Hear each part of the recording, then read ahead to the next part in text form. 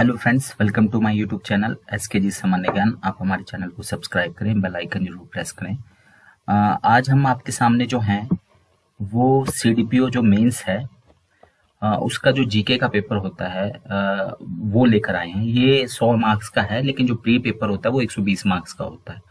ठीक है, वहाँ पे 50 नंबर का हिमाचल जीके आता है, यहाँ पे जो है वो रिड्यूस होकर 40 नंबर का आ जाता है। ठीक है, तो लगभग जो 2014-15 में सीडीपीओ का पेपर हुआ था, जिसको सभी ने भरा था, लगभग 9-10 हजार लोग इसमें अपीयर हुए थे 2014-15 वाले में। तो उसमें भी बाइलिंगुअल पेपर आया था। ठीक है, क्योंकि कम लोग थे 2018 में, क्योंकि वहाँ 1 साल का एक्सपीरियंस मांगा गया था, तो वहाँ पर जो है वो कंप्यूटर बेस्ड एग्जाम जो है वो लोग कंडक्ट कर दिया। आप ये मान के चलिए, अगर कैंडिडेट 5,000 या 10,000 तक पहुंच जाते हैं तो फिर जो कंप्यूटर बेस्ड एग्जाम जो है वो करवाना असंभव हो जाता है। और ज़्यादातर कंप्यूटर बेस्ड एग्जाम में थोड़ा इंग्लिश में या थोड़ा लैंग्वेज की वहाँ पे वो जो है वो आती है, बैरियर आता है। ठीक है, यहाँ पर जो है वो पेपर बाइलिंगुअल है। आपको आइडिया लग जाएगा कि एक्चुअली एग्जाम जैसे यहाँ आप देख रहे हैं 100 नंबर। अच्छा, नेगेटिव मार्किंग है। ठीक है, नेगेटिव मार्किंग है यहाँ पर। यहाँ 100 नंबर का पेपर आपको बताया गया है, 2 घंटे में ये आपने करना है। यहाँ इंग्लिश में आप देख रहे हैं, हम हिंदी में चलते हैं इसमें। पहला क्वेश्चन देखते हैं, हिमाचल के किस भाग में हम करेवा निर्माण को पाते हैं? तो उत्तर पूर्व हिमालय, पूर्वी हिमालय, कश्मीर हिमालय या उत्तराखंड हिमालय। आंसर आप देख रहे हैं कश्मीर हिमालय। ठीक है, क्वेश्चन नंबर 2 है, दक्षिण भारत के बारे में इन तथ्यों पे विचार कीजिए। ठीक है, तापमान की दैनिक व वार्षिक दोनों रेंज यहाँ पर कम है। चरम वातावरणीय दशाएं यहाँ पाई जाती हैं। पूरे वर्ष तापमान जो है वो ऊंचा रहता है। तो जो सही है आंसर बी है इसका, ए और सी सत्य है। ठीक है, यहाँ पर तापमान की दैनिक और वार्षिक रेंज जो है वो कम है, सही बात है। जो दिन और रात का तापमान है उसमें भी बहुत कम अंतर रहता है। और पूरे साल के जो महीने हैं, जैसे अब आप उत्तर भारत में जाएंगे तो गर्मियों में तापमान बहुत ज्यादा हो जाता है, सर्दियों में बहुत कम है। लेकिन दक्षिण भारत में जो है वो गर्मियों में भी बहुत ज्यादा तापमान नहीं बढ़ता और सर्दियों में भी बहुत कम नहीं होता। ठीक है, दूसरा, यहाँ चरम वातावरणीय दशाएं पाई जाती है। नहीं, ये वाला जो है यहाँ ये टिक मार्क एक्चुअली बी पे लगना था यहाँ पर।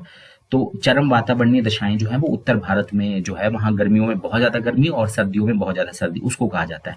पूरे साल तापमान ऊंचा रहता है, बिल्कुल सही बात है। दक्षिण भारत में पूरे साल भर जो है वो तापमान ऊंचा रहता है। ठीक है, वहां जो है वो पूरे साल भर लगभग पंखा जो है वो चलता है। तो ये जो इसका आंसर है ए और सी सत्य है, बी वाला ऑप्शन जो है वो सही नहीं है। ठीक है, क्वेश्चन नंबर 3 देखते हैं, भारत के सिंचित क्षेत्र में कृषि योग्य भूमि लवणीय हो रही है। तो जो जहां पर सिंचाई हो रही है खेती की भूमि, वहां पे जो है वो जमीन में खारापन आ रहा है। लवण का मतलब है वहां जमीन खारी हो रही है। तो वो क्यों हो रही है? अति चराई के कारण, अति रासायनिक खाद के कारण, अति सिंचन के कारण या जिप्सम के मिलाने के कारण। तो बहुत ज्यादा जो सिंचाई हो रही है उसकी वजह से खारापन आता है। ठीक है, खारेपन, यहाँ लवणीय जो भूमि है, ठीक है, वो है। यहाँ पे आप रासायनिक खाद जो है इसका आंसर नहीं है। ठीक है, खारेपन के लिए रासायनिक खाद जिम्मेदार नहीं है, वो कुछ और कारणों के लिए जो है जो भूमि प्रदूषण है उसके लिए जिम्मेदार है। फिर ये कुछ हाइड्रो पावर प्रोजेक्ट दिए गए हैं। ठीक है, बगलिहार जो है वो किस नदी, ये एक्चुअली ये हाइड्रो इलेक्ट्रिक पावर प्रोजेक्ट है, इधर जो है वो नदियों के नाम है। ठीक है, तो कौन सा सही है हम आंसर देखते हैं। ठीक है, यहाँ डी वाला ए का 4 दिया है, यानी कि जो बगलिहार डैम है ये चिनाब नदी के ऊपर है। ठीक है, श्री शैलम जो है बी का 3rd, यानी श्री शैलम जो है वो कृष्णा पे है। और जो मेथॉन है वो बारकर नदी पे है। और इडुक्की जो है, ठीक है, वो पेरियार पे है। इडुक्की पेरियार जो है ये केरल में है। ठीक है, केरल की नदी है पेरियार। फिर क्वेश्चन नंबर 5 हिंदी में चलते हैं हम। क्वेश्चन नंबर 5 है, भारत में रैली फॉर वैली कार्यक्रम। अब आपने देखना ये अभी करंट अफेयर के बहुत सारे क्वेश्चंस आते हैं इसमें। भारत में रैली फॉर वैली कार्यक्रम की मुख्य बात क्या है? तो ये मृदा अपरदन से जुड़ी है, पर्यावरण अपक्षयन से जुड़ी है, जैव विविधता हानि से जुड़ी है, विस्थापित लोगों का पुनर्स्थापन से जुड़ी है। तो ये पर्यावरण अपक्षयन से जुड़ी है। ठीक है, फिर है सिंधु घाटी, सिंधु गंगा ब्रह्मपुत्र मैदानों के पूर्वी भाग में क्या स्थित है? जो सिंधु गंगा ब्रह्मपुत्र के जो मैदान है, ठीक है, उसके पूर्वी भाग में क्या स्थित है? राजमहल की पहाड़ियां, जवादी की पहाड़ियां, अरावली की पहाड़ियां या पूर्वांचल की पहाड़ियां। तो ये पूर्वांचल की पहाड़ियां जो है वो स्थित है। ठीक है, फिर क्वेश्चन नंबर 7 जो है, ये जितने भी फोर्सेस हैं, बल हैं, उनमें सबसे कमजोर बल क्या है? न्यूक्लियर फोर्स यानी नाभिकीय बल, चुंबकीय बल यानी मैग्नेटिक फोर्स, विद्युत स्थैतिक बल या गुरुत्वाकर्षण बल यानी कि ग्रेविटेशन फोर्स। ग्रेविटेशन फोर्स सबसे कमजोर है। हम ग्रेविटेशन फोर्स की वजह से ही जो है वो धरती पे टिके हुए हैं, लेकिन ये सबसे कमजोर बल है। ठीक है, क्वेश्चन नंबर 8 देखते हैं हम। क्वेश्चन नंबर 8, तो तेल या साबुन की फिल्म जो है रंगीन दिखाई देती है, किस कारण से? जैसे हम पानी के ऊपर आपने साबुन तैरते हुए देखा होगा, या जो तेल के ऊपर जब उस फिल्म सी दिखती है वो एक चमकीला रंगीन कलर की दिखती है, तो वो किस वजह से है? व्यतिकरण, ठीक है, व्यतिकरण, अपवर्तन, विसरण या ध्रुवण। तो ये व्यतिकरण की वजह से है। ठीक है, इसका इंग्लिश वर्जन भी है ऊपर। व्यतिकरण जो है ये इंटरफेरेंस को कहा जाता है। ठीक है, डिफ्रैक्शन है, पोलराइजेशन है, क्योंकि साइंस के क्वेश्चंस भी हैं इसमें, और साइंस के क्वेश्चंस अब शुरू हो गए हैं। मेगापिक्सल में जो है ना, मानव आंख का जो रेजोल्यूशन है वो क्या है? आप देखो, आपने कैमरे के अंदर, मोबाइल के कैमरे के अंदर आपने मेगापिक्सल के बारे में सुना है। ठीक है, तो फोटो हम खींचते हैं तो उसको जूम करके देखते हैं, तो मानव आंख का देखो आप मेगापिक्सल कितना है, रेजोल्यूशन कितना है? 576 मेगापिक्सल है। ठीक है, हमारी जो ह्यूमन आई है उसका 576 मेगापिक्सल है। मानव जो है वो कितनी रेंज तक ध्वनि को सुन सकता है? तो ये 20 हर्ट्ज से लेके 20,000 हर्ट्ज। ये क्वेश्चन तो पता नहीं कितनी बार रिपीट हो गया, ये तो आपने याद ही रखना, 20 से लेके 20,000 हर्ट्ज। ठीक है, फिर ये भी साइंस का क्वेश्चन है। जो बुलेट प्रूफ जैकेट होती है ना, किस पॉलीमर से बनी होती है? बुलेट प्रूफ जो सामग्री होती है वो किस पॉलीमर से बनी होती है? टेरिलीन, टेफ्लॉन, सिलिकॉन या केवलर? तो केवलर जो है उससे बनता है, केवलर पॉलीमर से बनती है। ठीक है, जो बुलेट प्रूफ जैकेट है। फिर है, कौन से 2 तत्व जो हैं जिन्हें ट्रांजिस्टर बनाने में जो है वो प्रयोग किया जाता है? जो ट्रांजिस्टर बनते थे पहले वो किससे बनते थे? तो वो सिलिकॉन और जर्मेनियम से बनते थे। ठीक है, सिलिकॉन और जर्मेनियम का प्रयोग होता था ट्रांजिस्टर बनाने में अक्सर। फिर है, ये करंट अफेयर का क्वेश्चन है। वर्ल्ड हैप्पीनेस इंडेक्स 2017 में जो था, भारत कौन से नंबर पे था? तो भारत 122वें नंबर पे था वर्ल्ड हैप्पीनेस इंडेक्स में। ठीक है, ये इंडेक्स के सवाल बहुत ज्यादा पूछे जाते हैं। ये सारा का सारा करंट अफेयर शुरू हो गया है। ग्रीन बैंकिंग क्या थी? तो ग्रीन बैंकिंग जो है वो पर्यावरण जो प्रेमी है, पर्यावरण स्नेही या इको फ्रेंडली जिसको हम बोल देते हैं, कार्यों के लिए बैंक ऋण उपलब्ध कराना। ठीक है, ग्रीन बैंकिंग क्या है? पर्यावरण स्नेही कार्यों के लिए यानी इको फ्रेंडली वर्क्स के लिए बैंक लोन जो है वो उपलब्ध कराना, उसको ग्रीन बैंकिंग कहा जाता है। ठीक है, फिर है क्वेश्चन नंबर 15। नीति आयोग ने कृषि को उच्च मूल्य फार्म उत्पादनों में परिवर्तित करने का सुझाव दिया है। ठीक है, तो इनमें से कौन सी चीज उसमें शामिल नहीं की गई है? कृषि को उच्च मूल्य फार्म उत्पादनों में परिवर्तित करने का सुझाव दिया है। तो फल और सब्जियां इसमें शामिल है, चिकन और अंडे इसमें शामिल किए गए हैं, मत्स्य पालन इसमें शामिल किया हुआ है। सिल्क और कॉटन को इसमें जो है वो शामिल नहीं किया गया है, क्योंकि सिल्क और कॉटन जो है वो टेक्सटाइल इंडस्ट्रीज का हिस्सा है। ठीक है, फिर है व्हाइट लेबल एटीएम क्या क्या मतलब होता है? व्हाइट लेबल एटीएम, तो ये जो है ये एनबीसी जो होते हैं ना, गैर bank non banking finance company जो होती है, गैर बैंकिंग कंपनियों द्वारा जो एटीएम स्थापित करते हैं ना, उसको व्हाइट लेबल एटीएम कहा जाता है। ऑप्शन और हैं, बैंक शाखाओं द्वारा एटीएम स्थापित करना, बैंक शाखाओं के बाहर एटीएम स्थापित करना, बिक्री के स्थान पर स्वाइप मशीनें स्थापित करना। तो असली आंसर है गैर बैंकिंग जो कंपनी होती है, जो बैंक्स नहीं होते, वो कंपनियां जो है जो एटीएम स्थापित करती हैं उसको व्हाइट लेबल एटीएम कहा जाता है।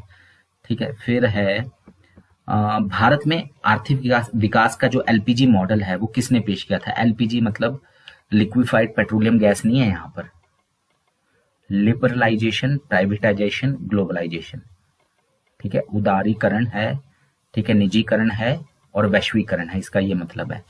तो ये जो है 1991 के आसपास चला था, और ये डॉक्टर मनमोहन सिंह उस समय जो थे वो वित्त मंत्री थे, और पीवी नरसिम्हा राव जो थे वो उस समय प्रधानमंत्री थे। 1991 में जो है तभी से एलपीजी रिफॉर्म चले हुए थे, जिसका भारत को बहुत ज्यादा फायदा हुआ, और तब से लेके और आज तक जो है आर्थिक तरक्की जो है वो बहुत ज्यादा हुई है। उससे पहले जो है वो एलपीजी भारत को तो बल्कि सोना गिरवी रखना पड़ गया था। सूक्ष्म, लघु और मध्यम एंटरप्राइजेस, एमएसएमई जो है, ठीक है, उनको किसके आधार पे जो है वो क्लासिफाई किया जाता है, वर्गीकृत किया जाता है? तो निवेश के आधार पे। जैसे कहीं पे 5 करोड़ रुपया लग रहा है तो उसको सूक्ष्म सूक्ष्म बता दिया, या 1 करोड़ से 2 लग रहा है, कहीं 1 से 5 करोड़ लग रहा है, कहीं 25 करोड़ से ज्यादा लग रहा है, उसको मिडल एंटरप्राइजेस बता दिया। ठीक है, ये है micro small and medium enterprises, इसका फुल फॉर्म जो है एमएसएमई का। ठीक है, फिर है क्वेश्चन नंबर 19। मंगल पांडे, आपने सुना होगा मंगल पांडे, जिसने बहरामपुर में अपनी रेजिमेंट के सार्जेंट मेजर पर गोली चलाई थी, तो किस जो इन्फेंट्री का जो था वो सिपाही था? तो मंगल पांडे जो था वो 34th नेटिव इन्फेंट्री का जो था वो सिपाही था। ठीक है, 34वीं जो नेटिव बटालियन थी उसका सिपाही था। वह कौन सा राज्य है जिसमें मुस्लिम जनसंख्या अधिक थी और वे भारत में मिलना चाहते थे, लेकिन सरदार पटेल ने उनके अनुयायियों को नकार दिया, जबकि यह सिद्धांतों के खिलाफ था? बहुत इंपॉर्टेंट क्वेश्चन है कि कौन सा ऐसा राज्य था जहां मुस्लिम जनसंख्या ज्यादा थी और वो भारत में मिलना चाहते थे, लेकिन सरदार पटेल ने मना कर दिया, जबकि वो उनके सिद्धांतों के खिलाफ था?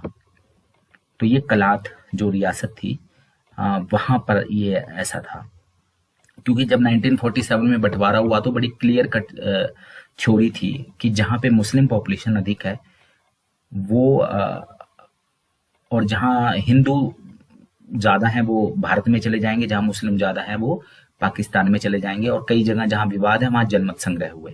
तो नेक्स्ट क्वेश्चन है, किस कांग्रेस सेशन में राज्यों में जन आंदोलन को सपोर्ट करने का प्रस्ताव ग्रहण किया? तो ये जो कांग्रेस ने जो राज्यों में, जैसे प्रजामंडल आंदोलन हो रहा था हिमाचल में, जो लोकल राजाओं के खिलाफ जो आंदोलन हो रहा था जनता का, उसको जन आंदोलन कहा जाता है। तो कांग्रेस के किस सेशन में जो है वो राज्यों में जन आंदोलन को सपोर्ट करने का जो है प्रस्ताव ग्रहण किया गया? तो ये हरिपुरा सेशन है 1938 का, उस सेशन में जो है ये हुआ। और ये आपको याद होगा, त्रिपुरी है, हरिपुरा सेशन है, ये भारतीय इतिहास के बहुत इंपॉर्टेंट है और सुभाष चंद्र बोस से जुड़े हुए हैं। ठीक है, पट्टाभी सीतारमैया और सुभाष चंद्र बोस। फिर है, कौन राज्य पुनर्गठन आयोग का सदस्य नहीं था? आपको याद होगा ये 1953 में राज्य पुनर्गठन आयोग था और इसने हिमाचल को जो है पंजाब में मिलाने का सुझाव दिया था। 3 लोगों का ये कमीशन था। ठीक है, 2 लोगों ने, जो अध्यक्ष थे वो हिमाचल के पक्ष में थे और बाकी जो सदस्य थे वो हिमाचल के खिलाफ थे कि भी हिमाचल को पंजाब में मिला दो, जो भी हिमाचल था उस समय 1953 में। KM पणिकर, हृदयनाथ कुंजरू, HN कुंजरू और सरदार बलदेव सिंह, जस्टिस फजल अली। तो ये जस्टिस फजल अली राज्य पुनर्गठन आयोग के अध्यक्ष थे। इन्होंने तो हिमाचल को अलग रखने का जो है वो फैसला किया था। KM पणिकर, हृदयनाथ कुंजरू ने जो है पंजाब से मिलाने का सुझाव दिया था। सरदार बलदेव सिंह जो है इसके सदस्य नहीं थे। 3 ही लोग थे इसमें। कौन सा गलत है? ये किताबें हैं, कुछ किताबें हैं और कुछ जो है वो संगठन है, कई जगह जो मूवमेंट्स है। तो गोपाल कृष्ण गोखले ने जो है वो the Servants of Indian society लिखी है, ये बिल्कुल सही है। ठीक है, या सर्वेंट्स ऑफ इंडियन सोसाइटी का गठन किया है, लिखी नहीं है, गठन किया है। ठीक है, बाल गंगाधर तिलक पूना पब्लिक असेंबली, ये गलत है। EV Ramaswamy Naicker self respect movement चलाया था इन्होंने, ठीक है, दक्षिण भारत में। और इंडियन इंडिपेंडेंस लीग, ये रास बिहारी बोस की ने उसको गठित किया था। ठीक है, Indian Independence League, Rash Behari Bose. EV Ramaswamy Naicker self respect movement और Gopal Krishna Gokhale the Servants of India Society. ठीक है, क्वेश्चन नंबर 24 को देखते हैं। किस अधिनियम द्वारा भारतीय सिविल सेवा को प्रथम बार भारतीय मंत्रियों के अंतर्गत किया गया? ठीक है, पहले जो ICS था, ICS की परीक्षा थी, इंडियन सिविल सर्विसेज, वो पहले ब्रिटिश सरकार के अधीन होती थी। तो पहली बार भारत के जो, क्योंकि जो सरकार का गठन होता था तो उसमें कुछ मंत्री भारतीय बनाए जाते थे, कुछ जो है वो ब्रिटिश होते थे। इंपॉर्टेंट जो मिनिस्ट्रीज होती थी वो ब्रिटिश के पास होती थी। तो 1919 का जो एक्ट है, भारत सरकार अधिनियम, उससे जो है ICS जो है वो पहली बार भारतीय मंत्रियों के अधीन किया गया। फिर आर्य समाज के बारे में क्या गलत है, यानी सही नहीं है मतलब गलत है आर्य समाज के बारे में? स्वामी दयानंद सरस्वती ने हिंदूवाद के बहुदेववाद, ब्राह्मण पुजारियों और तीर्थयात्रियों इत्यादि को अस्वीकार कर दिया, ये बिल्कुल सही है। दयानंद सरस्वती ने जो है बहुदेववाद, ब्राह्मण पुजारियों और तीर्थयात्राओं को अस्वीकार कर दिया था, ये बिल्कुल सही है। दयानंद ने अपनी पुस्तक सत्यार्थ प्रकाश का जो है पहला संस्करण जो है 1875 में प्रकाशित हुआ, ये भी सही है। सभी सत्य वेदों में है, ये बिल्कुल सही बात। उन्होंने एक नारा भी दिया था, वेदों की ओर लौटो, ठीक है। एक्चुअली उन्होंने सभी चीजों का जो ट्रुथ बताया था वो वेदों को बताया था। और आर्य समाज के 12 सिद्धांत है, ये गलत है, ठीक है। तो ऊपर की तीनों स्टेटमेंट जो है वो बिल्कुल सही है, स्वामी दयानंद सरस्वती। फिर है पर्शियन की जगह, पर्शियन पारसी भाषा को कहा जाता है, पर्शियन की जगह उर्दू को प्रशासनिक भाषा में कब परिवर्तित किया गया, ठीक है। तो ये 1837 में जो है पर्शियन की जगह उर्दू जो है वो प्रशासनिक भाषा जो है, एडमिनिस्ट्रेटिव लैंग्वेज जो है वो बनी, ठीक है। फिर है क्वेश्चन नंबर 27, निम्न ब्रिटिश कलाकारों में से कौन मिनिएचर पेंटिंग की कला से जुड़ा हुआ था। तो इनमें जो जॉन स्मार्ट है वो जो मिनिएचर पेंटिंग्स है, लघु चित्रकारी जिसको कहा जाता है मिनिएचर पेंटिंग को, उससे जुड़े हुए थे, ठीक है। फिर है कौन सी पुस्तक जो है वो गलत है, वो उसका लेखक नहीं है, कहने का तात्पर्य ये है। नील दर्पण दीनबंधु मित्र की पुस्तक है, रंगभूमि मुंशी प्रेमचंद की पुस्तक है, देवदास जो है वो शरद चंद्र चट्टोपाध्याय ने लिखी, हार्ट ऑफ एशिया जो है वो गलत है, ठीक है। फिर है क्वेश्चन नंबर 29, निम्नलिखित में से किस कमेटी ने मूलभूत शिक्षा की वर्धा स्कीम को संपन्न किया। ये 1937 के आसपास की स्कीम है, वर्धा स्कीम जिसको कहा जाता है। वर्धा जो है वो महाराष्ट्र में है, ठीक है। महात्मा गांधी के जो बेसिक शिक्षा का जो सिद्धांत है वो महात्मा गांधी ने दिया था। तो उस स्कीम के जो अध्यक्ष थे, कमेटी के जो अध्यक्ष थे वो कौन थे, जाकिर हुसैन कमेटी जो है वो थी। और आपको पता भी होगा जाकिर हुसैन भारत के पहले शिक्षा मंत्री भी बने थे, ठीक है। फिर है क्वेश्चन नंबर 30, कौन सा गलत है। तो MS सुब्बलक्ष्मी, ये इनको भारत रत्न भी मिला हुआ है, ये कर्नाटक संगीत से जुड़ी हुई थी। फकीर मोहन सेनापति, ये उड़िया साहित्य से जुड़े हुए हैं। अलाउद्दीन खां, ये हिंदुस्तानी संगीत से जुड़े हुए हैं। गगनेंद्र नाथ टैगोर, ये साहित्य से जुड़े हुए हैं, ये गलत है, ठीक है। फिर है क्वेश्चन नंबर 31, अलेक्जेंडर के इतिहास, अब ये हिमाचल जीके जो है वो शुरू हो गया और टफ आया है हिमाचल जीके।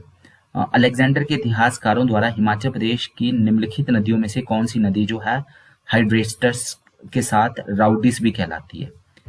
तो व्यास नदी के किनारे जो है वो रावी नदी जो है हाइड्रेस्टस के साथ साथ राउडिस भी कहलाती है, ठीक है।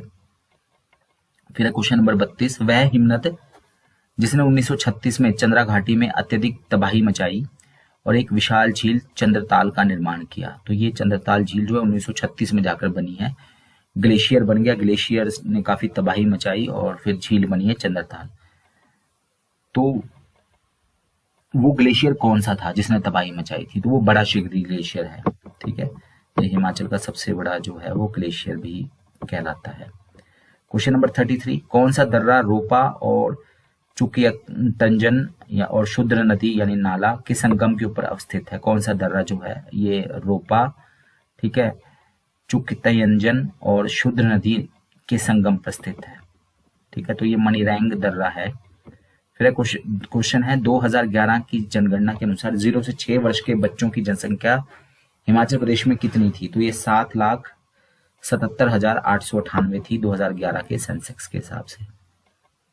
क्वेश्चन नंबर 35 है फिर, हिमाचल प्रदेश का कौन सा प्रमुख मंदिर 1204 में दो व्यापारी आहूक और मान्यूक द्वारा बनाया गया। तो आहूका और मान्यूका द्वारा जो है 1204 में बैजनाथ टेम्पल का जो है वो बनवाया गया था, बाद में इसका जीर्णोद्धार करवाया था संसार चंद ने, ठीक है। फिर गांव तुपचिलिंग में चंद्र और भागा नदियों के संगम पर स्थित अवलोकितेश्वर का बौद्ध मंदिर जो है वो निम्न प्रकार से जाना जाता है, ठीक है।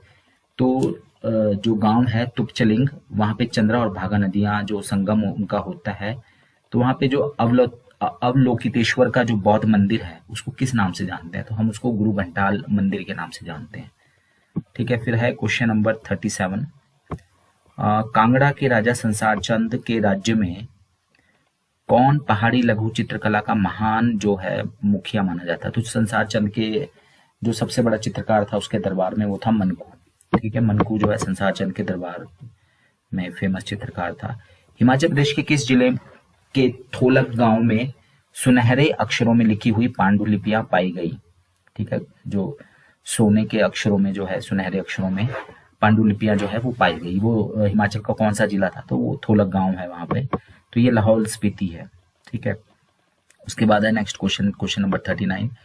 हिमाचल के जो पूर्व बाशिंदे थे, जिनको दास, निषाद, दस्युओं के नाम से जाना जाता था, इनका उल्लेख किस किताब में मिला है?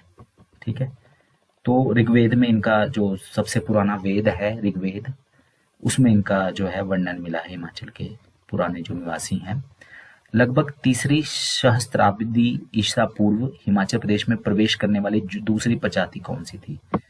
तो जो दूसरी प्रजाति थी वो थी भोट। ठीक है। हिमाचल में बाहर से जो प्रवेश की है वो भोट थे। ठीक है।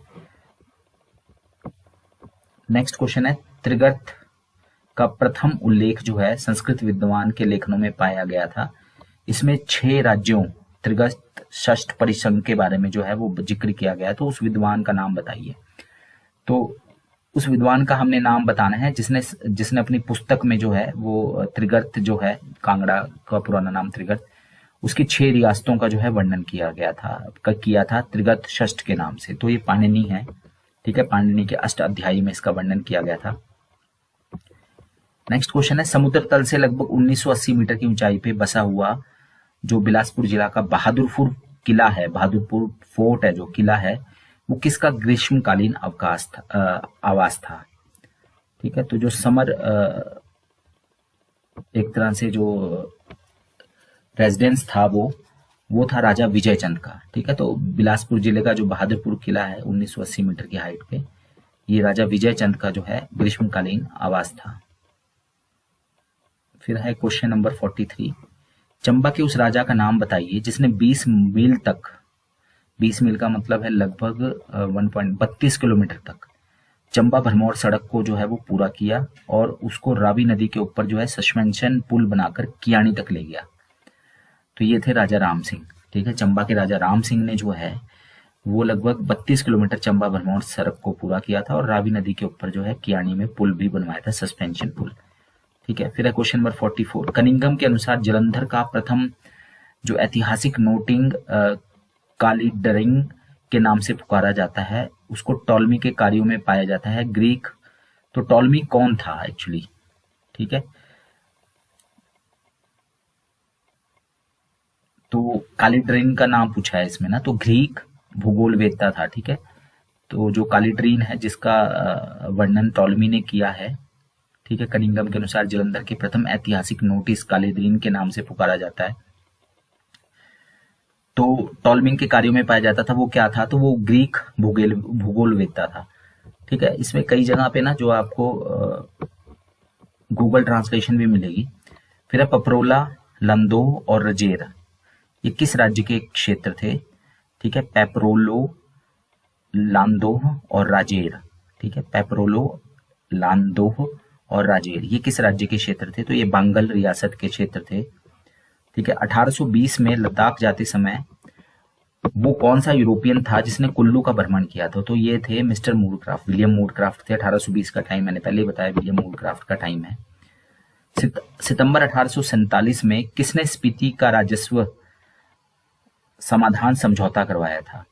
तो ये थे वंस एग्यून्यूस। ठीक है। वंस एग्यून्यूस जो है उन्होंने समझौता करवाया था, राजस्व समझौता 1847 में, स्पीति का राजस्व समझौता करवाने वाले। हिमाचल जीके के काफी टफ क्वेश्चन आते हैं खास तौर पे क्योंकि संख्या भी ज्यादा है। मिस्टर वेदराम ठाकुर एक प्रवीण बुनकर जिनका स्वयं का निजी उद्यम था, 1956 में निम्न की प्रेरणा से भुट्टिको में शामिल हुए। ठीक है। तो भुट्टिको जो है, जो कुल्लू की शॉल है, वो भुट्टिको के नाम से प्रसिद्ध है। तो एक तरह से जो बुनकर थे वेदराम ठाकुर, वो इनके जो 1956 में इसको एस्टेब्लिश करने में उनका बहुत बड़ा हाथ था। तो लेकिन उनको प्रेरणा किसने दी थी? तो गुरचरण सिंह ने उनको प्रेरणा दी थी। ठीक है। क्वेश्चन नंबर 48 के बाद है क्वेश्चन नंबर 49। 4 गांव बार, कालानक, मुलिंग, शिपतिंग और गुशाल, ये किस राज्य को राजस्व दे रहे थे जब 1820 में लाहौल से विलियम मूरक्राफ्ट जो है वो गुजरे थे? ठीक है। जब विलियम मूरक्राफ्ट ने लाहौल की यात्रा की थी 1820 में, तो ये जो 4 गांव थे, बार, कालानक, मुलिंग, शिप्तिंग और गुशाल, ये किस राज्य को जो है राजस्व देते थे? तो ये लद्दाख को देते थे।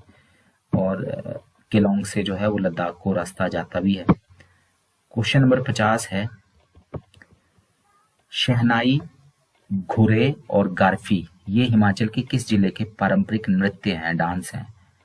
तो शहनाई, घुरे और गारफी ये लाहौल स्पीति के जो है पारंपरिक डांस है। ठीक है। क्वेश्चन नंबर 51, वह गवर्नर जनरल या वायसराय जो शिमला में सर्वोच्च काउंसिल के साथ आया तथा इसे भारत की ब्रिटिश सरकार की ग्रीष्मकालीन राजधानी बनाया। ठीक है। तो शिमला को ग्रीष्मकालीन राजधानी बनाने का श्रेय जो है वो लॉर्ड लॉरेंस को जाता है। 1864 के आसपास जो है इन्होंने ये इसको राजधानी बनाया था। ये जो मेंस का पेपर है ये प्री के पेपर से भी थोड़ा सा ज्यादा टफ था, वो ऊपर इंग्लिश में आया था, वो भी हम एक दिन कभी टाइम लगा तो लेके आएंगे आपके सामने। पृथ्वीराज चौहान के वंशजों द्वारा कौन सा एकमात्र पर्वतीय राज्य यानी हिल स्टेट स्थापित किया गया था? तो पृथ्वीराज चौहान के जो वंशज थे उन्होंने धामी रियासत का जो है वो गठन किया था। निम्नलिखित में से किस ब्रिटिश इंजीनियर ने जो है वो कालका शिमला रेल लाइन का निर्माण किया था? तो जो कालका शिमला रेल लाइन है वो एच.एस. हैरिंगटन उसके इंजीनियर थे। जो कालका शिमला रेल लाइन का निर्माण किया गया उसके इंजीनियर थे एच.एस. हैरिंगटन। अपने वर्तमान स्वरूप में मौजूद उस जिले का नाम बताइए जिसमें पूर्ववर्ती देशी राज्य भागल, बगाट, मंगल, बेजा, महलोग, हिंडूर, क्योंथल और कोटी के कुछ हिस्से शामिल हैं। तो ये सोलन जिले में है। ये सारी की सारी जो रियासतें हैं, भागल, बगाट तो रियासत की राजधानी सोलन थी, जो सोलन था वो बगाट रियासत में ही पड़ता था। मंगल, बेजा, महलोग, हिंडूर नालागढ़ का नाम था। क्योंथल के और कोटी के भी कुछ हिस्से उसमें जो है वो शामिल किए गए थे। ठीक है। फिर क्वेश्चन नंबर 55, कुनिहार प्रजामंडल द्वारा शुरू किए गए कुनिहार आंदोलन की मुख्य मांग क्या नहीं थी? कौन सी मांग नहीं थी? तो राजनीतिक कार्यकर्ताओं को छोड़ना ये भी उनकी मांग थी। राजस्व को 25% की उसमें कटौती करना ये भी मांग थी। प्रजामंडल पे जो प्रतिबंध लगाए गए थे वो भी हटाना ये भी मांग थी। बेगार को समाप्त करना ये मांग नहीं की थी उन्होंने। 1927 में किसने शपथ ली थी कि जब तक देश स्वतंत्र नहीं होगा वो आजादी तक जो है वो काले कपड़े पहनेंगे? तो ये बाबा कांशीराम ने शपथ ली थी कि आजादी तक मैं जो है वो जब तक देश आजाद नहीं होता तब तक मैं काले कपड़े पहनूंगा। बाबा कांशीराम, ठीक है, जिन्हें पहाड़ी गांधी के नाम से जानते हैं। स्नेहपूर्ण संबंधों की शुरुआती प्रक्रिया एवं सरकारी क्रियाकलापों को प्रचारित करने वाला जनसंपर्क विभाग, ठीक है, जो पब्लिक रिलेशन डिपार्टमेंट है, जनसंपर्क विभाग है, वो कब एस्टेब्लिश हुआ? हिमाचल का जो जनसंपर्क विभाग है वो 1954 में एस्टेब्लिश हुआ। ठीक है, पब्लिक रिलेशन डिपार्टमेंट। फिर है शिमला का कौन सा स्कूल है, कौन सा प्रसिद्ध स्कूल इंग्लैंड के विंचेस्टर रग्बी और मालबरो स्कूल के मॉडल पे आधारित है? तो शिमला का बिशप कॉटन स्कूल है, बीसीएस। ये इंग्लैंड का जो विंचेस्टर रग्बी और मालबरो स्कूल है उसके मॉडल के ऊपर जो है वो बेस्ड है, ठीक है, आधारित है।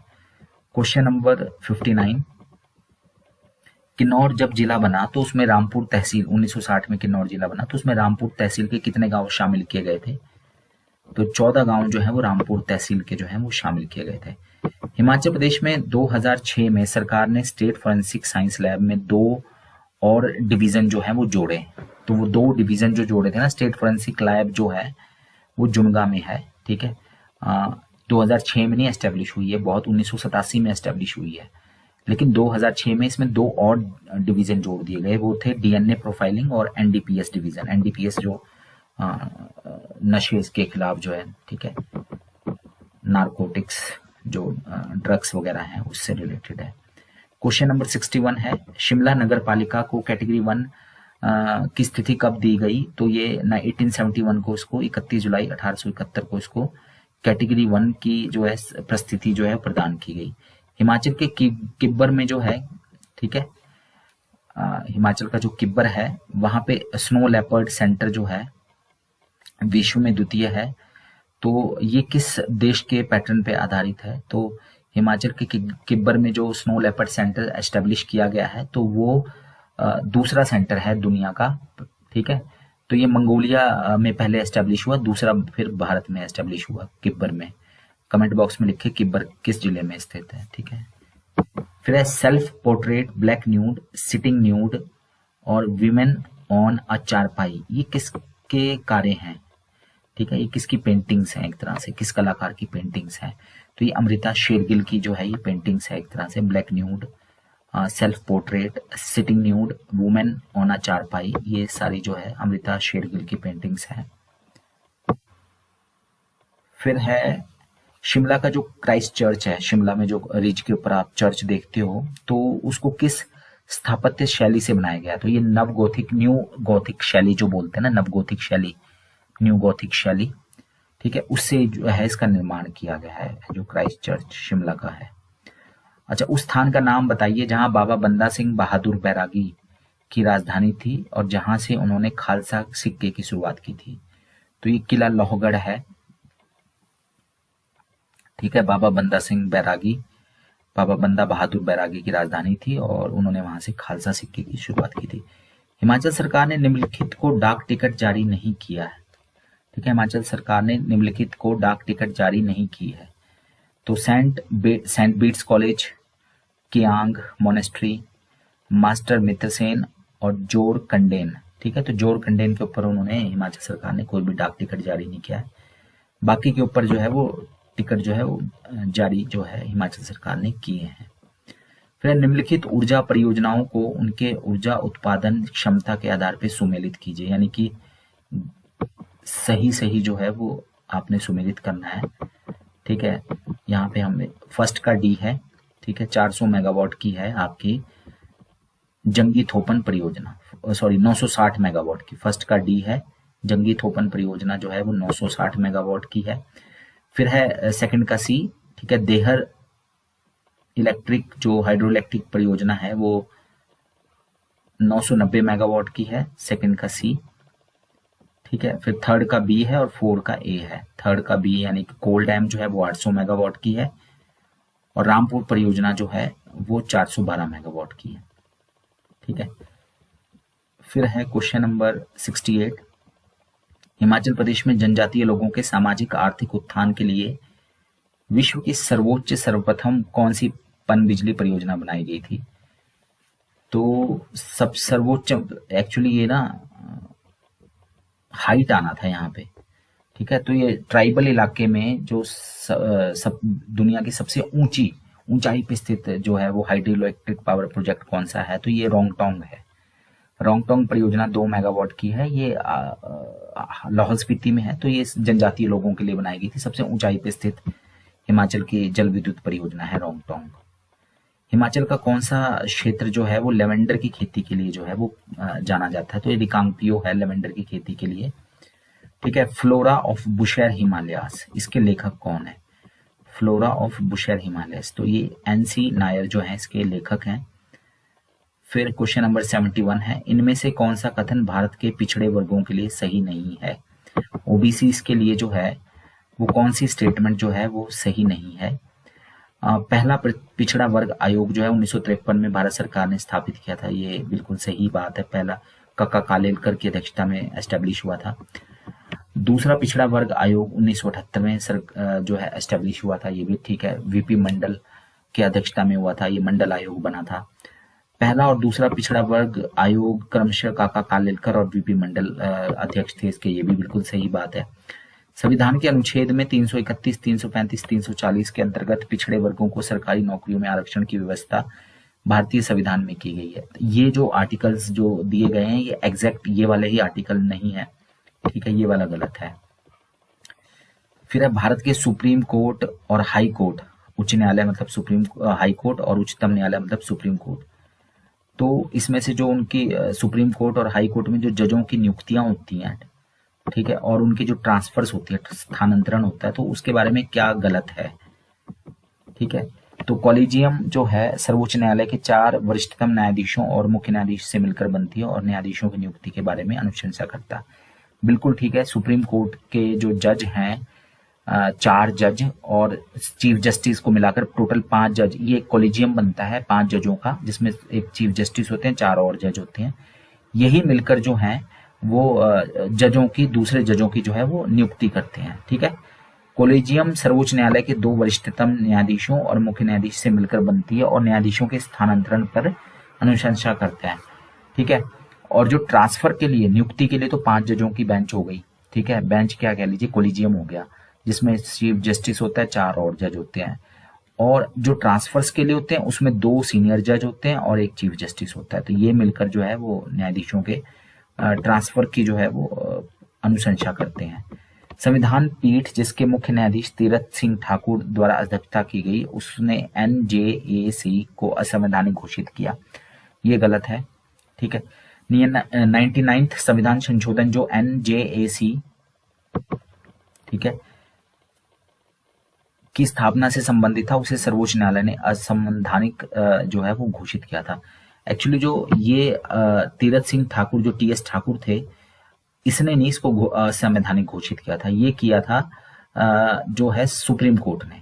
ठीक है। और ये 99th संवैधानिक संशोधन था। ठीक है। अपने से जुड़ी हुई चीजें जो है वो फटाफट मैं यहाँ बोल लूंगा नहीं। ठीक है, कोर्ट का मामला है। फिर इनमें से किस पूर्वोत्तर राज्य में भारतीय जनता पार्टी पहली बार सत्ता में आई और विधानसभा चुनावों में 2018 में बहुमत प्राप्त किया? तो अपने दम पे जो है सत्ता में आई थी वो, जो उत्तर पूर्व के मतलब जो 7 राज्य हैं, सिक्किम को मिलाकर 8 हैं, आसाम है और जो और राज्य हैं। तो त्रिपुरा में जो है वो 2018 के चुनाव में जो है वो बहुमत में आई थी। भारत के सर्वोच्च न्यायालय ने कावेरी नदी के पानी विवाद के विषय में जो कर्नाटक और तमिलनाडु से संबंधित है एक निर्णय दिया है। सर्वोच्च न्यायालय के पास 2 राज्यों से संबंधित विवाद के विषय में कौन सा अनुच्छेद जो है के अंतर्गत मूलाधिकार है? तो जो सुप्रीम कोर्ट जब किसी 2 राज्यों के बीच में विवाद पैदा होता है, जैसे चाहे वो नदी के ऊपर है चाहे जमीन के ऊपर है, तो वो किस अनुच्छेद में जो है वो फैसला देता है? तो वो आर्टिकल 131 में अगर किसी 2 राज्यों में या कहीं पे भी या केंद्र और राज्य के बीच में जो अगर विवाद पैदा होता है तो वो आर्टिकल 131 के तहत जो है वो फिर जो है वो सुप्रीम कोर्ट का अधिकार क्षेत्र होता है, वो फैसला देता है। फिर है क्वेश्चन नंबर 75। मुस्लिम महिलाओं के तलाक की रक्षा के लिए the Muslim women protection of rights of on diverse विधेयक और मुस्लिम महिलाओं के विवाह की सुरक्षा के लिए Muslim women protection of rights of marriage विधेयक संसद में कब कब लाया गया? तो ये 1986 में लाया गया, फिर उसके बाद 2017 में लाया गया। ठीक है। तो 3 तलाक की प्रथा जो है वो खत्म की गई इससे, 2017 वाले से। फिर है भारत की आजादी के प्रथम कुछ वर्षों में औद्योगिकीकरण, आयात प्रतिस्थापन के आधार पर यानी इंपोर्ट सब्स्टिट्यूशन इंडस्ट्रियलाइजेशन करने की जो नीति अपनाई गई थी, उसके क्या परिणाम हुए? ठीक है। तो जो भारत खास तौर पे जो दूसरा पंचवर्षीय योजना था उसमें हमने औद्योगिकीकरण के ऊपर जो बल दिया तो उसके क्या परिणाम निकले? 1, भारत की अंतर्राष्ट्रीय प्रतिस्पर्धा करने की क्षमता में कमी आई, भारत के नवजात उद्योगों की सुरक्षा हुई, भारत की आर्थिक आत्मनिर्भरता पर बल, या उपरोक्त में से सभी सही हैं? तो जो है ये सारे के सारे जो हैं ये सही हैं। ठीक है। Question number 77। इनमें से कौन सी विशेषता भारत के धर्मनिरपेक्ष प्रजातंत्र की नहीं है? तो भारत में कोई राजधर्म नहीं है, ये बिल्कुल सही है। भारत की किसी, ये धर्मनिरपेक्षता की बात की जा रही है यहाँ पे। भारत का राज्य का अपना कोई धर्म नहीं है। भारत के किसी भी नागरिक के खिलाफ धर्म के आधार पर भेदभाव नहीं हो सकता। ठीक है। ये भी धर्मनिरपेक्षता का जो लोकतंत्र है, धर्मनिरपेक्ष उसका वो है। भारत के प्रत्येक नागरिक को धर्म स्वतंत्रता का अधिकार है, ये भी सही है। भारतीय राज्य अल्पसंख्यकों को विशेष राजनीतिक, शैक्षिक और सांस्कृतिक अधिकारों की रक्षा करता है, ये वाला जो है वो गलत है। फिर है आज के भारत में किन क्षेत्रों से अलग राज्यों की मांग नहीं आ रही है? ठीक है। तो गलत कहाँ पे जो है गलत, कौन सा जो है गलत है, इसमें से ये चूज करना है। तो उत्तर प्रदेश में जो है वो बुंदेलखंड नया राज्य बनाने की मांग हो रही है, ये बिल्कुल सही है। पश्चिम बंगाल में जो है जो सिलीगुड़ी वाला इलाका है ऊपर सिक्किम से लगता हुआ, वहां गोरखालैंड बनाने की मांग हो रही है, ये भी बिल्कुल सही है। महाराष्ट्र में जो नागपुर का इलाका है वहां विदर्भ बनाने की मांग हो रही है, ये भी बिल्कुल ठीक है। गुजरात में सौराष्ट्र बनाने की मांग नहीं हो रही है, ये वाला सही है। ठीक है। फिर है क्षेत्रीय आतंकवादी विरोधी संरचना, एंटी टेररिस्ट स्ट्रक्चर। ठीक है। तो ये किस संगठन का स्थायी अंग है? तो ये जो SCO है, संघाई कॉपरेशन है। ठीक है, संघाई जो संघ है एक तरह से, वहाँ एससीओ जो है उसका हिस्सा है। ठीक है, भारत और पाकिस्तान दोनों इसके मेंबर हैं। क्वेश्चन नंबर 80, प्रथम एक गैर सरकारी संगठन यानी एनजीओ समाज के वंचित वर्गों से के संबंध में निम्नलिखित क्षेत्र में कार्य करता है, सही क्षेत्र को चिन्हित कीजिए। तो जो एक प्रथम एनजीओ है, ठीक है, वो किस क्षेत्र में कार्य कर रहा है? स्वास्थ्य में, स्त्री सशक्तिकरण में, शिक्षा में, या चुनावी साक्षरता में? तो शिक्षा के क्षेत्र में काम कर रहा है जो एनजीओ है प्रथम। भारत के राज्यों में जो आपातकाल घोषित करने के संबंध में क्या सही नहीं है? तो आप जानते हैं आर्टिकल, ठीक है, कौन सा गलत है वो आपने चूज करना है। राष्ट्रपति के द्वारा आपातकालीन की घोषणा आर्टिकल 356 के अंतर्गत की गई हो, उसे 2 माह के अंदर संसद द्वारा अनुमोदित होना चाहिए। ये बिल्कुल सही है। आर्टिकल 356 में जो है वो राज्यों में राष्ट्रपति शासन लगाया जाता है और 2 महीने के अंदर उसको संसद से जो है वो पास भी करवाना होता है। राष्ट्रपति के पास संबंधित राज्य के राज्यपाल की रिपोर्ट होनी चाहिए। राष्ट्रपति शासन लगाने के लिए राज्यपाल की रिपोर्ट जरूरी है। राज्यपाल की रिपोर्ट में दी गई आपातकाल की अनुशंसा राष्ट्रपति के लिए बाध्य है। तो ये बाध्य नहीं है। अगर राज्यपाल रिपोर्ट दे रहा है कि वहां राष्ट्रपति शासन लगाना चाहिए, लेकिन राष्ट्रपति की अपनी मर्जी है वो लगाए या ना लगाए। राज्यों में संवैधानिक विफलता के आधार पर राज्यों में आपातकाल घोषित किया जा सकता है, यानी वहां कॉन्स्टिट्यूशनल अगर फेलियर हो जाता है, वहां सरकार कोई नहीं बन रही है राज्यों में, या कोई मतलब बहुत विचित्र स्थिति, जैसे जम्मू कश्मीर में आपातकालीन काफी बार लग जाता है आर्टिकल 356 के अंतर्गत। ठीक है, पंजाब में लगा है, केरल में लगा है, और राज्यों में हिमाचल में लगा है 1992 में, 1977 में लगा है। तो ये जो है उसका आधार है। फिर है 80 क्वेश्चन नंबर जो है 82, इनमें से एक योजना वर्तमान भारत सरकार द्वारा लागू नहीं की गई है, यानी कि जो मोदी सरकार द्वारा कौन सी योजना नहीं लागू की गई है? प्रधानमंत्री ग्राम सड़क योजना, स्वर्ण जयंती ग्राम स्वरोजगार योजना, नेशनल रूरल लाइवलीहुड मिशन यानी राष्ट्रीय ग्रामीण जीविका मिशन, या दीनदयाल उपाध्याय कृषक कौशल योजना। ठीक है, तो ये वाली योजना जो है, इनमें से कौन एक योजना वर्तमान भारत सरकार के द्वारा लागू नहीं की गई है? तो ये वाली योजना जो है वो भारत सरकार द्वारा लागू नहीं की गई है। फिर मार्च 2018 में कितने राज्यों में जो है कितने राज्य में मार्च 2018 तक जो खुले में मल त्यागने से जो है ओडीएफ जिसको बोलते हैं, ओडीएफ राज्य वो हो गए थे घोषित। तो 11 राज्य हो गए थे मार्च 2018 तक जो खुले में शौच से पूरी तरह से मुक्त जो है वो घोषित हो गए थे। फिर है क्वेश्चन नंबर 84, रफ्तार। ये कार्यक्रम है सीसीईए के द्वारा 2019-20 तक बढ़ाया गया है इसको। तो ये किस क्षेत्र का कार्यक्रम था? तो एक कृषि से संबंधित कार्यक्रम था रफ्तार। ठीक है, रफ्तार एक फुल फॉर्म है, ये एग्रीकल्चर से जुड़ा हुआ था। आर्टिकल 370 किस से जुड़ा हुआ था? अब तो खत्म हो गया, 2018 का क्वेश्चन है ये, 19 में आया था। जम्मू कश्मीर के लिए अस्थायी प्रावधान था इसमें आर्टिकल 370 में, अब तो ये आर्टिकल ही रिमूव कर दिया गया है। क्वेश्चन नंबर 86 है, वैश्विक जोखिम जो रिपोर्ट है 2018 की, जो कि वर्ल्ड इकोनॉमिक फोरम द्वारा जारी की जाती है, उसके 4 मुख्य क्षेत्रों की ओर ध्यान दिलाया गया है। तो कौन सा जो है जोखिम का क्षेत्र नहीं है? पर्यावरण का विनाश, साइबर सुरक्षा का उल्लंघन, आर्थिक तनाव, वैश्विक स्तर पर बढ़ता हुआ व्यापार युद्ध। तो इसमें वैश्विक स्तर पे बढ़ता हुआ व्यापार युद्ध जो है इसका पार्ट नहीं है। ठीक है, जोखिम का जो 4 जोखिम बताए गए थे उसमें से। मानव विकास रिपोर्ट 2017 में जो है, जो संयुक्त राष्ट्र संघ जारी करता है, ह्यूमन डेवलपमेंट इंडेक्स, भारत कौन से नंबर पे था? तो भारत जो है वो ह्यूमन डेवलपमेंट इंडेक्स यानी कि मानव विकास रिपोर्ट में जो है वो 188 देशों में 131वें नंबर पे था 2017 में। क्वेश्चन नंबर 88, जो राष्ट्रमंडल देश हैं, ठीक है, 2018 में उसकी संख्या कितनी थी? तो वो 53 थी। ठीक है, यही देश राष्ट्रमंडल खेलों में भी भाग लेते हैं। संविधान के किस आर्टिकल में समान नागरिक संहिता है? यूनिफॉर्म सिविल कोड की बात जो आर्टिकल 44 में की गई है। भारत किस वर्ष विश्व का सबसे कम उम्र का राष्ट्र बन जाएगा? 2020 में भारत विश्व का सबसे कम उम्र का राष्ट्र बन जाएगा। यानी यहाँ पे कम उम्र का मतलब है कि भारत की जो टोटल पॉपुलेशन है तो उसकी जो एवरेज एज आएगी वो सबसे कम मानी जाएगी। ठीक है, अभी चाइना जो है वो है हमारे से ज्यादा। आर्थिक सर्वे 2017-18 के अनुसार राज्यों में कौन सा राज्य भारत के निर्यात में सबसे ज्यादा योगदान करता है? तो भारत जो निर्यात करता है दूसरे देशों में, तो उस निर्यात में सबसे ज्यादा योगदान जो है वो महाराष्ट्र का है। महाराष्ट्र सबसे ज्यादा एक्सपोर्ट करता है दुनिया भर में।